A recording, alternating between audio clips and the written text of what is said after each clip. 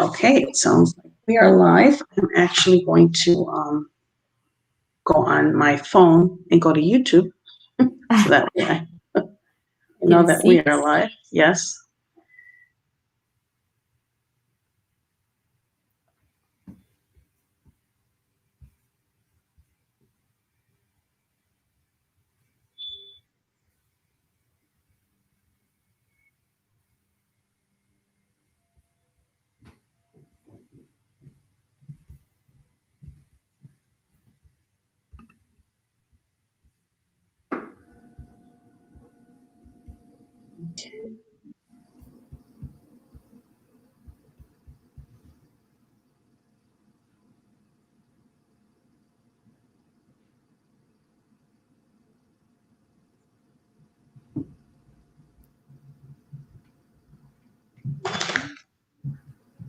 Just a moment. And friends, if you're just joining in, welcome. My name is Mrs. Tobias. I am from Marvin Camras Children's Engineering School here in Chicago, Illinois. And we are here with Ms. Roldan. And welcome, Ms. Roldan. Thank you. Awesome. I'm so glad you were able to make it. We are really excited. And we have 2 whole viewers out there. So we are live. I was going So we'll get started in just a minute. It's 9:16. And then what I wanted to just are you here in Chicago or are you in Washington right now? I am currently calling from Tucson, Arizona. So it is mountain time here. It's 7 a.m. And I'm here because I'm just traveling around the US. So after the pandemic, I left Washington. And that's how I'm here. Awesome. How is Tucson? It's very nice. There are a lot of cactuses and mountains, and it feels like summer some days. Today it's raining, but most days it's okay. Well, thank you for getting up at 7 a.m. and meeting with us. Okay. Here. So we'll get started. Ms. Roldan, can you tell me about yourself and tell me where you're from, where you went to school, and where you grew up? Yes, so my name is Wendy Roldan. I am a PhD student at the University of Washington, and I grew up in Chicago, so I grew up in Albany Park. I went to Bateman Elementary, then I went to Northside College Prep, and then I went to Northwestern University in Evanston, and there I studied mechanical engineering. And from Northwestern, I went to the University of Washington to get my PhD. And the department I'm in is called Human-Centered Design and Engineering. So how do we focus on the people when we're engineering new things? And that's important to focus on the people because engineering is all about making a difference in people's lives. And it's, yeah. Exactly. Yeah. So how do we build things that people actually need? And how do we design things knowing who our users are? Because not everyone is the same. So you have to design different things for different people. So you graduated with a mechanical engineering degree, but it was, and how did that the user part go in? What was it called again, you said? Yes. So my department now is called Human-Centered Design and Engineering. Okay. And at Western, the way that I studied mechanical engineering is my final project was a well plate assembly. So I was building something for a scientist who made little tubes of chemicals. He was studying brain injuries, traumatic brain injuries. And so we designed the well plate to make his process faster. But to design the thing for him, we really had to know him and know his science and know his research and know how he worked in his lab to build the best well plate for him. So you had to go in and ask him all these questions and go into his lab and kind of do the research part of that first, right? Exactly. Yeah. So we did, it was a 20-week project, and the first maybe 7 to 10 weeks was research. So we had to spend time in his lab. We had to watch him, how he was doing it, talk to other people in his lab. And then once we did research, we designed our first prototype, and then we sent it back to him. And we were like, what do you think about this? Before we finish it, tell us some ideas. And then we continued until the end. So that gives me a connection to what you're doing and to what we teach our students is that we talk to them about that engineering design process, and they have to first define the problem and then do that research and ask questions and really dig deep into that before they can even come up with a solution. Exactly. You don't know the problem until you really study the context that it's being used in and the people. And so you can't solve the problem when you don't know what the problem is. And I think spending time on that is really important. Awesome. That's great for us to see that connection, because that's what we talk to about our students for. So I know you are a first generation. Yes. Okay, cool. Awesome. Very good. Yeah. And I'm sure there's a proud mom and dad out there, right? Yeah. Yes, I'm the first in my family to go to college. So I was the first one to go to Northwestern. And then after me, my sister followed, and she also went to Northwestern. And I currently have a sister that's applying to college right now. But no one in my family went to college before me. Yeah. And then my other sister is in 7th grade, so she's applying to high school. But when I was applying to college, I didn't know how to do it, how to apply. My whole family was involved, and we were visiting schools. We were thinking about which school is the best one. But a lot of my help came from my teachers in school. So people like you, people like my counselors, and they all helped me decide which major to apply to and which schools to apply to. And very important, which scholarships to apply to, because there was a lot of financial aid help, but you have to apply for it to get it. So you encourage them to go to school, and there is help out there if they look for it. Yes, exactly. Awesome. Thank you. So what inspired you to get into this career, engineering?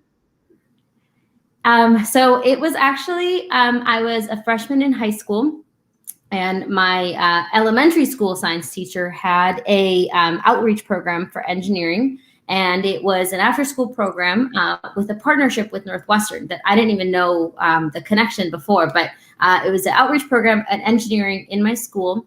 And it was an after-school program where we designed prosthetic arms for someone who had lost their arm to carry a pail of water, to carry olives.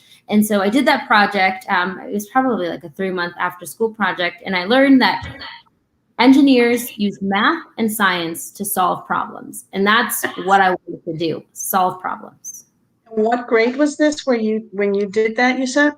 I was a freshman in high school, but the people I was working with in the after school program, they were in 7th and 8th grade. Had done it in 8th grade, you said? Yep. Okay, that's awesome. That's what got you hooked? Yep, that's what got me hooked. And then from then I did engineering camps. So I was a high school student, and I went to different universities to do engineering camps, and they again paid for it. I flew to Michigan, I flew to Indiana to do different engineering projects, and I loved that. And then when I got to Northwestern, that's what I studied all 4 years there. Wow, that's fantastic. That's fantastic. So what are some successes that you have achieved? That's a good question. So I think one of my successes has been working with a lot of different kids and families to engineer different things. So through my research now, I get to fly to different cities and do projects with people that just are interested in engineering. So I've gotten to work with families in Los Angeles, with families in San Antonio, families in Seattle, families in Chicago. And I think that's been one of my biggest successes, is just doing engineering projects with people. And I have some pictures to show you all whenever you want. Okay. So I think, that's one of my successes. That's awesome. And how about stumbling blocks or any challenges?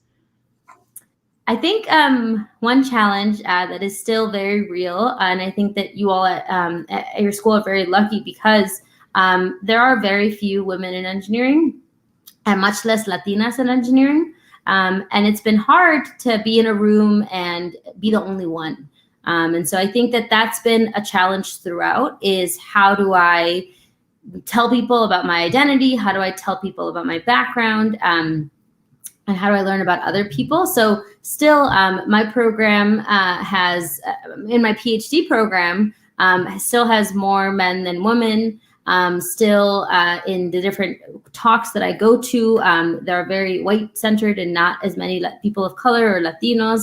And so I think that that's been something that I actively work also with my successes is I work with teens that are Latinos, or I work with teens that are Black, or I work with teens that are Asian to get more people into engineering. You know, that really resonates with me because, my background was as an electrical engineer. And I remember going into school and you have the lecture. It's not a classroom of 25. It's a lecture of 300 plus at the beginning. And you look around and you are the only Latina or you are the only Hispanic. And there's very few Hispanic males and then even fewer Hispanic females. So it is definitely, you definitely see that. So I thank you for mentioning that. So go ahead. It's hard because, like you said, you sit when I was in college, you sit in the room and you look around and you're like, where is everyone? And so I think that was like just a challenge because you would walk into the room, like you said, in the lecture hall, and there are very few, everywhere. So not only in the classroom, but also in the projects that I do currently. The project I was just telling you about with my well-plate assembly, it was me and two men. So it was just, I was the only girl in that project. Yes, I've been there. So what's a regular day like for you now that you're tell me about your day, and you can also at this point share your project. Yeah. Okay. So let me start with that. So I'm going to share you all my screen. This one. So I know you can still see some of the sides, but this is the best way because then I can still see you. So this project is a project I did with children in a library. Let me add it to the stream because I think you hit share, right? So yes.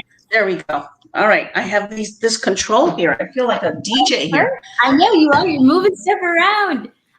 Yes. So this project is a project I did with teens and youth in a library in Seattle, and we were designing 3D printing technologies for the library. But before we could, so this is what we 3D printed. You can see they printed a game controller, they printed a skateboard, they printed a window. But before we could 3D print, we had to think about how do we go from 1 dimension to 2 dimensions to 3 dimensions. And so we spent the project thinking through, if we want to build a robot, how does it go from paper to flat to standing up? Because 3D printing works in terms of going up as you're printing. It starts at the bottom and then it goes up. And so that was a really cool project I did. And a day in the life for this project was just going to the library every week and working with the children there to 3D print. And I had so much fun. We played with a lot of blocks. And in all of my projects, we always have snacks because food is important. Yes, very important. And what I was just about to ask you, what grade are these? Yes. These students. So these students were ages 7 to 11. And so I don't know what grades that is. That's about 2nd grade, right around 3rd, 4th. Yes. Yeah. Yeah. So these were 3rd graders printing these technologies. And for many of them, they had never seen a 3D printer before. And even if they had seen it, they hadn't been allowed to use it. So in our project, we were like, anyone can use it, anyone can touch it, anyone can 3D print whatever they want. Yeah, that's cool. We actually, Camras friends, we have actually 5 3D printers now here. So once this whole pandemic is gone, it's going to be wonderful to be able to share the 3D printer with them. So that's awesome. Yeah, and they enjoyed it? Yeah, we really enjoyed it. And we found out a lot of things. So one thing is if you try to 3D print a fidget spinner, because of the edges of the plastic, it doesn't spin. So we tried really hard. So I don't know if someone, once you all can play with 3D printers, let me know if you're able to 3D print a fidget spinner, because I still haven't been able to. Okay, awesome. Sorry, Yeah, that's okay. That's perfect. Yeah, questions. I'll jump to this one. So another project I did was virtual reality with teenagers. So this was older teenagers. And this is the VR set. And I had never been in VR. This is virtual reality. And some people say they get sick because you get motion sickness because you're moving so fast in this virtual world. But here's a picture at the top of how it looks like. And we just let teenagers play with it. We had 3 people per station. And again, what this looked like was just every week we would go in, and the point of the project was to create art. So they created virtual reality kind of lenses with cardboard box and then decorated it. And then here's some of the art that they made in virtual reality, and here are some of the lenses that they designed and put art on it. Well, they actually designed their VR headset then. Yeah, exactly. Yeah, so these are all cardboard headsets that you can use with a phone, and they all designed the outside of it. Cool. Some of our students here, about before the pandemic, right around there, we also did that in our STEM class. So they really enjoyed it. Oh my God. Well, so yeah, this is what everything that you're doing currently is stuff that I do in my everyday as a PhD student. So you are all already ahead of the curve thanks to the project that you're able to do, because I hadn't had a chance to do this until I was working with these teenagers, and now students in your grades are doing it. You know, the fun thing as a teacher, and I'm sure you as working there, is that you get to try all this fun stuff. Yeah.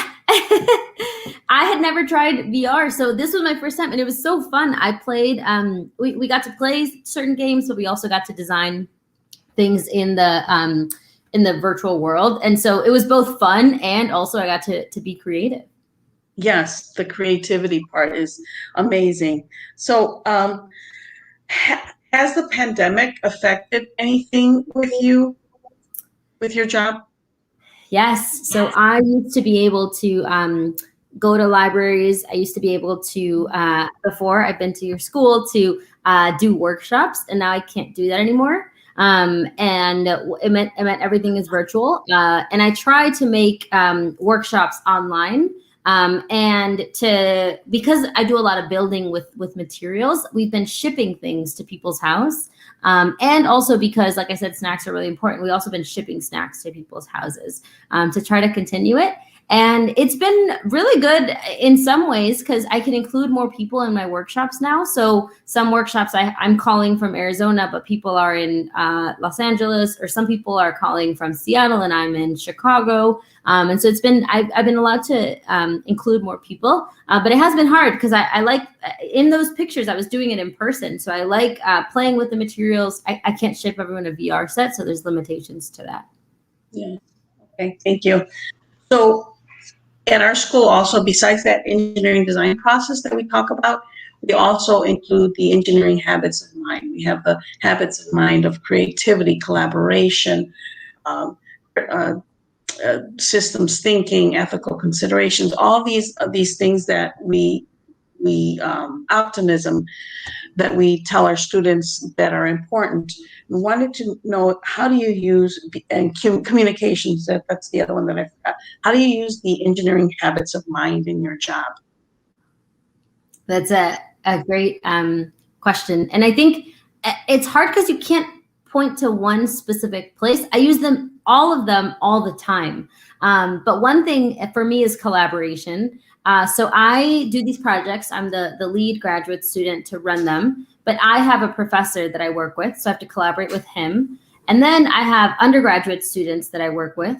And then I work with teenagers, and then I work with students that are in elementary school grades. So I work with people across ages, across projects, and I'm the one that has to keep it all together. So that is always, for me, my policy is like just being transparent with everything that's happening and saying, like, here's what I'm doing, here's this, but I have to be in charge of that communication to keep the collaboration going. And I need everyone in the project because everyone is really important. So I need to make sure that everyone has the tools that they need. I need to make sure everyone feels comfortable participating. So that's how I do collaboration across my projects. And then in terms of ethical considerations, I think about that a lot too, because there's been a lot of technologies that don't don't think about the considerations on people's lives. And so everything I do when I'm designing new things, one example is we were designing an application to help Latino families be smart in the sun. So we were trying, it's called Sun Smart. So we were trying to design an app to help them think about how to protect themselves from the sun. And in building that app, I always thought about this thing is going to go out in the world. Would I want my sister using this app? Would I want my family using this app? And is it going to do more harm than good? So sometimes the answer is don't build it. Sometimes the answer is don't design it. But it's hard because you don't know. You need to think through the considerations. It's not just immediate like, oh, this is going to harm someone. You have to think through in what ways could it harm the environment? How could it harm other people? So that's how I use collaboration and ethical considerations. Awesome. Thank you. Thank you very much. And we definitely encourage our students, teach our students about that. That is very important. You really have to think about all those things. It's not just our engineering and science and math. There's a lot soft skills involved.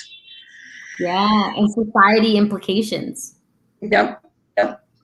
So what advice do you have for young people, whether they want to go into engineering or just education in general? I mean, it's kind of a wide open right now. Yeah. So I think one piece of advice is so it's hard because where I am right now. So currently I'm almost going to graduate. And I'm trying to decide, what do I want to do for my job? What do I want to do after I finish my PhD? What kind of projects do I want to work on? And sometimes things come up because you work really hard and you set up different opportunities for yourself. And I think my piece of advice is just to do what you love and what you're interested in, but also to do the things that you think are going to create opportunities for you. And then you can decide. So I didn't know I was going to go get my PhD. I just worked really hard when I was an undergraduate student in terms of research, and I was interested in it. And then people gave me opportunities and said, oh, you can do this research, or you can get this funding to help fund the research. And I was like, okay, I'll get my PhD. And so that's how I got to graduate school. And now next summer, I'll be interning at Facebook. And that opportunity came about because someone told someone about my work, and they were like, oh, let me reach out to Wendy. So the advice is that sometimes things come up that you didn't expect. And then it's up to you to help decide. But I think along the way, how do you do your best work while being passionate about the work is a big life advice. A practical advice, I would say, is for engineering, it's going to be frustrating, and that's part of it. I think that part of engineering is not knowing, and part of research is trying to figure out what you don't know. So I go into projects and I'm like, I don't know how I'm going to do this. I really do not know how I'm going to figure this out. But that's the fun, is I get to work through it. And I say, well, if I do this, then can I do this? Like when the pandemic hit, I was trying to figure out how I could do the workshops. And that was problem solving. I was like, how do I use technology to make this happen? When we were designing this app with families, we were like, how are we going to get this phone to the families and then get it back and then clean it? And so we were problem solving a lot of these things. And it can get frustrating because you don't know, but part of it is staying with the trouble and saying, okay, I'm going to figure it out a little bit and then do it and then see what happens, because I'm smart and I'm creative and I can do it. So that's problem solving. And then the last advice is being reflective. So I've learned that a lot of once you do something, it's not over. So I did that virtual reality project and it ended, but it wasn't over because I still do more things with virtual reality. I do more things with teens. So I think it's really important to be reflective and think, what did I learn from that experience that I'm now going to take to my next thing? Okay, great. Thank you so much. And then also, I know your parents are Hispanic, right? And they speak Spanish. Yes. And you speak Spanish. So te voy a hablar en español. Okay. Para los estudiantes que están, que saben español, y los padres que también que es su primer lengua, el español. Entonces, ¿qué quieres decirles a los estudiantes para que para que puedan ir adelante en la carrera de STEM o en la educación?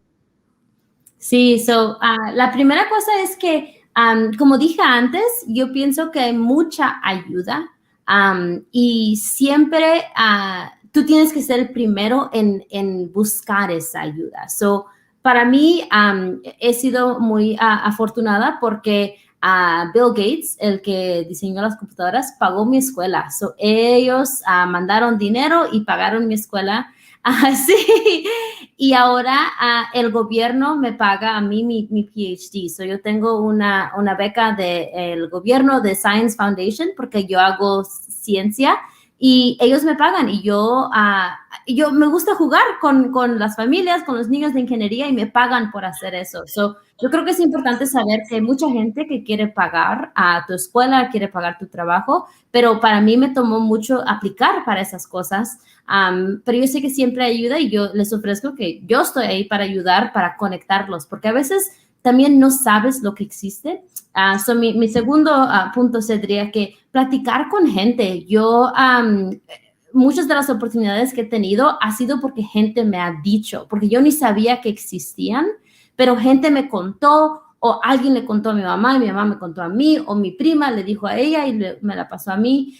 So yo creo que platicar con gente y también eso trato yo de compartir con otra gente los trabajos que hago, las oportunidades que tengo para que más gente aprenda de ellos.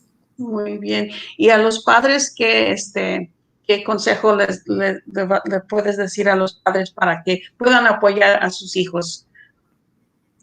Pues yo no sé qué consejos les puedo decir a ellos porque yo veo que tantos padres ya le ayudan a sus hijos y yo creo que eso es lo más importante para mí. Mis papás siempre venían a mis juegos de deportes, aunque trabajaba mi papá, pero él salía de trabajar y se venía rápido. Y yo creo que eso en el tiempo casi no lo realizaba, pero yo creo que ahora sí, eso, saber que alguien siempre está ahí es muy importante y quizás no pueden estar ahí físicamente porque están trabajando o lo que sea, pero saber que alguien siempre está en tu esquina y saber que gente está puchando para ti es muy importante. Aunque no saben exactamente lo que es lo que hacen. So, para mí, ingeniería era algo diferente para mi familia. No sabían exactamente lo que yo hacía, pero siempre yo sabía que estaban ahí soportándome y ayudándome. Entonces, es una cosa que saber que sus hijos sepan que ustedes están ahí para ellos. Y la segunda cosa, yo creo, es igual que lo que le digo a los estudiantes, es no tener miedo de pedir ayuda. Para los padres también, especialmente ahora con la pandemia, yo creo que hay muchas cosas que estamos aprendiendo todos de nuevo y hay mucha gente que quiere ayudar. So, en la escuela hay maestros que quieren ayudar a que estén conectados. En el gobierno hay gente que quieren que están involucrados en las computadoras, en tecnología, pero pedir ayuda a veces es difícil, especialmente porque hacen mucha cosa ya y luego todavía tienen que aprender otra cosa, pero yo creo que es importante que todos siempre están aprendiendo, los padres que estén aprendiendo con los niños con los padres y niños entre niños también aprendiendo con ellos. Yo creo que esas dos serían mis advice. Thank you. Gracias, muchas gracias. And viewers, I should have said it earlier, but if you have questions, we're going to open it up for questions and answers Q&A. So if you do have questions, please let us know. We did ask a lot of questions, so hopefully we hit most of your questions, but definitely send your questions out there. While we're waiting for any questions, do you have another project that you would like to share? Yes, definitely. So let me do that again. I have a lot of them, so I will let you pick this.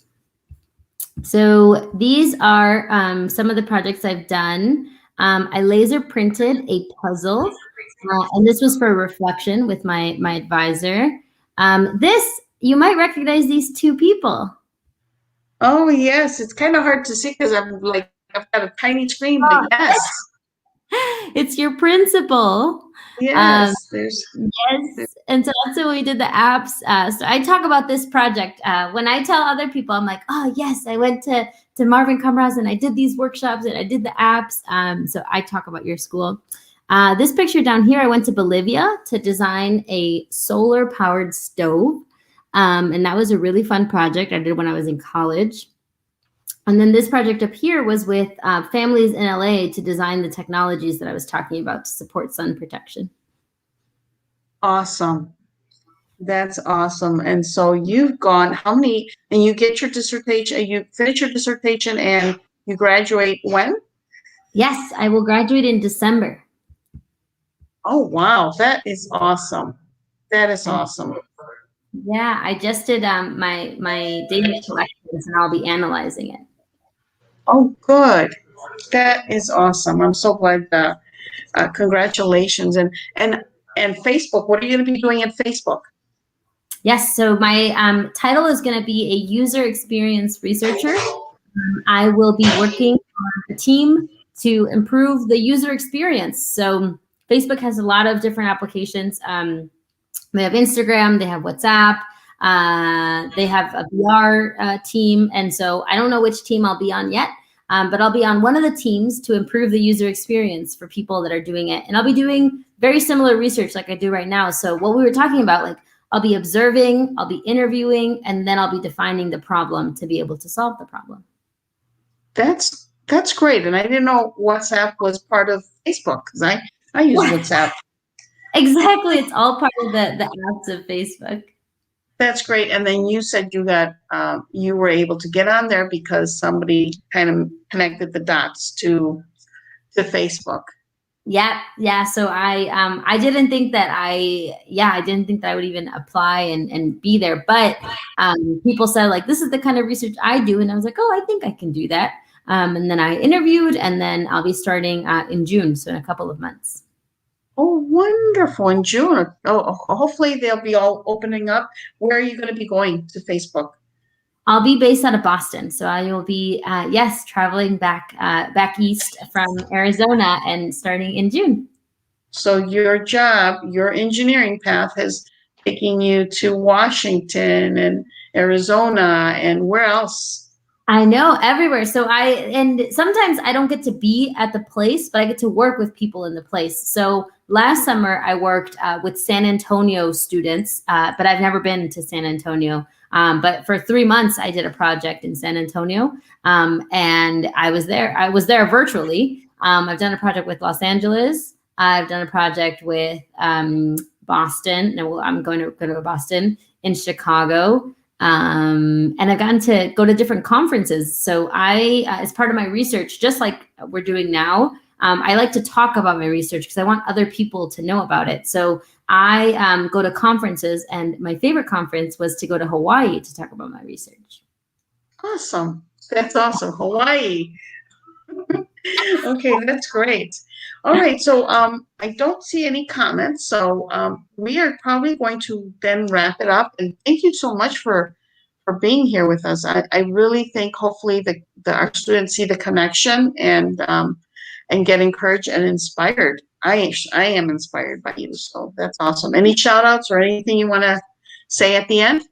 Thank you. Well, I think that I really liked that everything I was talking about, you helped connect it to the things that you all are doing currently. Because I think that how do you, I want to unveil what's happening. So a day in the life of an engineer is exactly what you currently are doing. So you all are problem solving how to get online for your Zoom school. You all are problem solving how to use technology to solve your problems about the vaccine, about how to get PPE, like all these things. And so I think that I hope that you saw that with my projects. Sometimes I think I do cool projects, but really I just do what you're currently doing. So I want you to see that you're currently doing engineering, and you can do more engineering, and it is possible to become an engineer. And then the other thing, okay, so the last thing is balance. So I work really hard. I think I do a lot of work, but balance is really important. So I would say that as you all are achieving your dreams, whether it's engineering or not, balance is important to spend time with the things that you like. So if you really like watching TV, like it's a balance of watching TV and doing your work. If you really love spending time with your family, it's a balance of spending time with your family and doing your schoolwork. And so I think that I hope that you all find your balance as you pursue your dreams. Awesome. Thank you so much. Really appreciate it. Of course. Thank you for having me. Okay, great. Thank you. Bye. Take care. Bye, friends. Bye.